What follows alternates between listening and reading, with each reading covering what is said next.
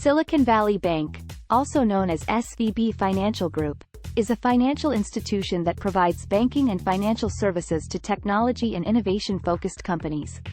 The bank has a reputation for being closely tied to the tech industry in Silicon Valley, and it has played a significant role in supporting the growth of many successful startups. However, in recent years, Silicon Valley Bank has experienced significant losses, largely due to its exposure to troubled companies in the tech sector. In this article, we will explore the causes and consequences of SVB's losses and how they are affecting the bank's future prospects. Causes of SVB's losses. Silicon Valley Bank has traditionally focused on lending to early-stage startups, which are inherently risky ventures. The bank's loan portfolio includes many companies that are still in the development phase and have not yet generated significant revenues or profits. As a result, SVB is vulnerable to losses if these companies fail to succeed or experience financial difficulties.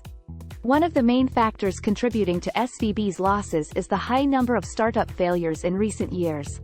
According to a report by CB Insights, 70% of tech startups fail within their first 20 months of operation, and many of these failures result in significant losses for their investors and lenders. SVB has been no exception to this trend, with many of its portfolio companies struggling or going bankrupt.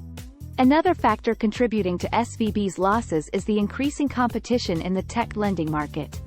As more banks and financial institutions enter the space, SVB has faced pressure to lower its lending standards and offer more favorable terms to attract borrowers.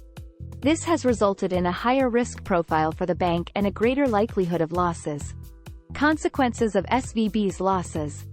SVB's losses have had significant consequences for the bank and its shareholders.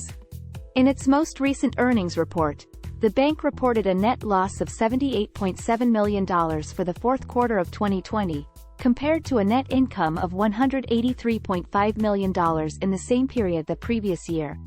The bank's stock price has also suffered, falling from a high of $487 in February 2020 to a low of $193 in March 2021. To address these challenges, SVB has implemented several measures to reduce its exposure to risky startups and improve its lending practices. These measures include stricter underwriting standards, increased diversification of its loan portfolio, and a greater focus on lending to more established companies with proven track records. However, these changes may take some time to bear fruit, and SVB will likely continue to face headwinds in the coming years. The bank's success is closely tied to the fortunes of the tech industry, which is notoriously cyclical and subject to rapid change. As a result, SVB's losses may be indicative of broader challenges facing the tech sector as a whole. Conclusion. Silicon Valley Bank has long been a key player in the tech lending market, providing crucial support to startups and innovation-focused companies. However, the bank's recent losses highlight the risks inherent in this space and the challenges facing lenders that specialize in high-risk, high-reward ventures.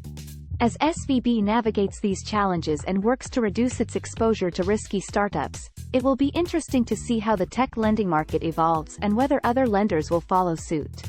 In any case, the bank's experience serves as a cautionary tale for investors and lenders who are drawn to the potential rewards of the tech sector but must be prepared to weather the risks as well.